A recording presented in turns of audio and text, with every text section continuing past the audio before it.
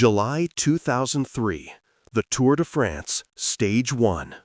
A massive crash tears through the peloton at 60 kilometers per hour.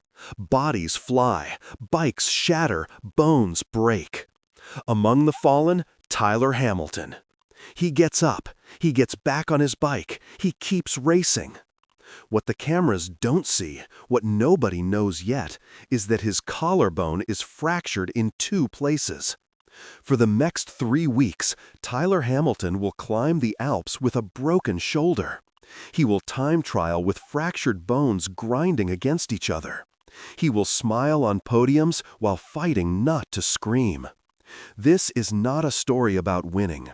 This is a story about what happens when you refuse to quit, even when your body is begging you to stop. Stage 1. Mo to Mo.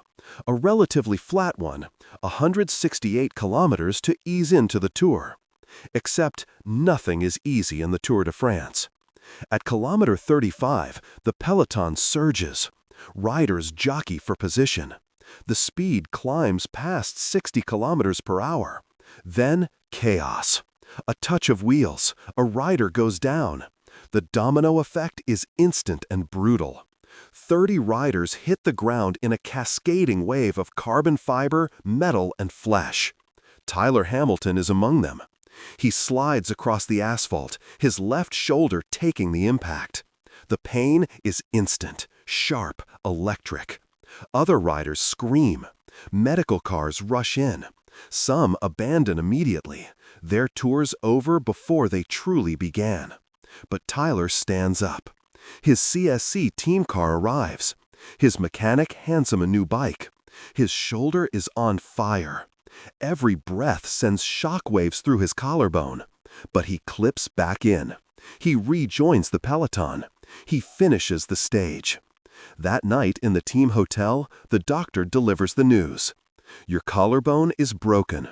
You need to abandon. Tyler's response is immediate. No. The doctor tries again. Tyler, you can't. I'm not quitting. His team manager, Bjarne Riis, himself a former Tour champion, looks at him with something between admiration and disbelief.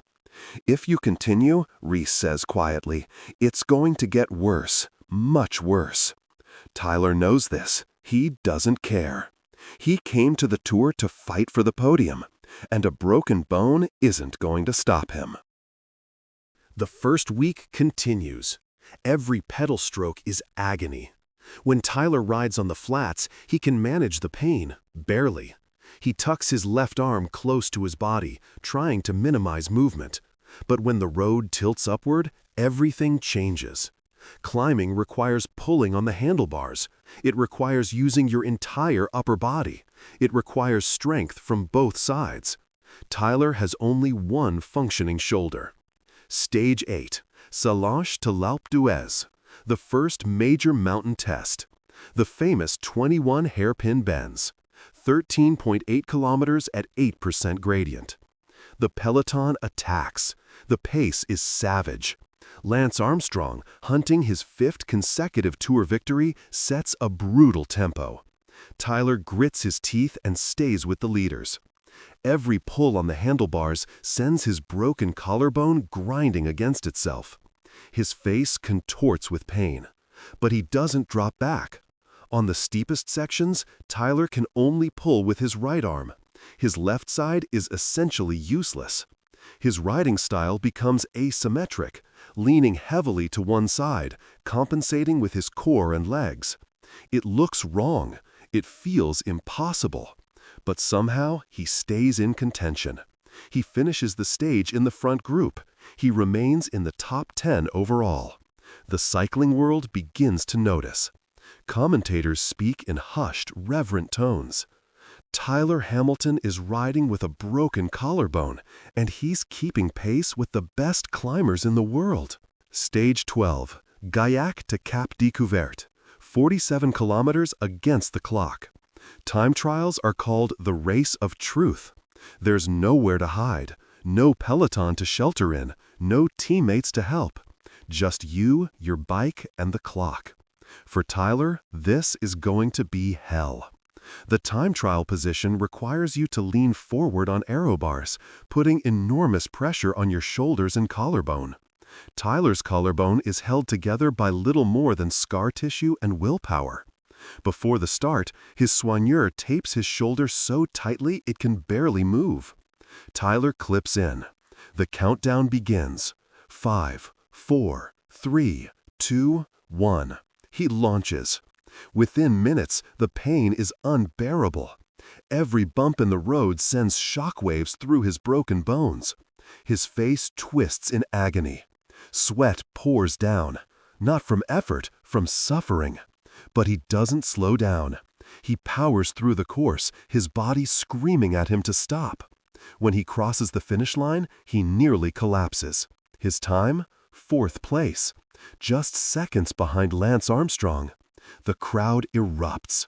Because everyone knows this shouldn't be possible. A rider with a broken collarbone shouldn't even be in the race. And yet, Tyler Hamilton just posted the 4th fastest time in a Tour de France time trial. Stage 15. Bagnères de Bigorre, Toulouse Ardiden, the Pyrenees. The final mountain showdown. By now, Tyler's collarbone has been broken for 2 weeks. The fracture hasn't healed, it's gotten worse. The constant stress, the climbing, the time trialing, all of it has prevented the bone from knitting back together. Every morning, Tyler wakes up in agony. His team's doctor offers painkillers. Tyler takes the maximum allowed dose. It's not enough. But still, he races. On Les Ardennes, Lance Armstrong attacks. The peloton shatters. Tyler fights to stay close. He's no longer pulling with his left arm at all. He's steering one-handed through the switchbacks. His position on the bike looks tortured, desperate, but he refuses to let go. He crosses the line exhausted, broken, but still in the top 10 overall. July 27, 2003. The Champs-Élysées.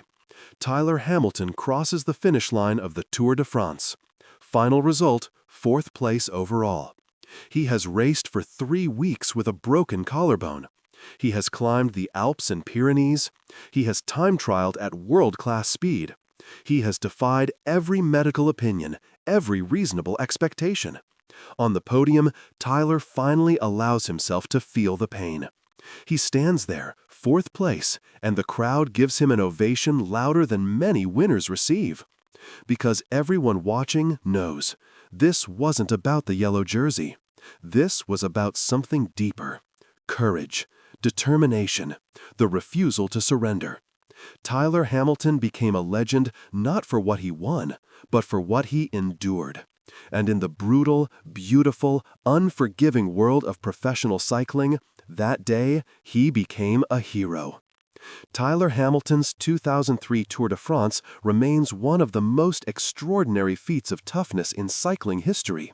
Riding for 3 weeks with a broken collarbone, finishing 4th overall. It's a story that transcends the sport, a story of the human spirit refusing to break, even when the body already has.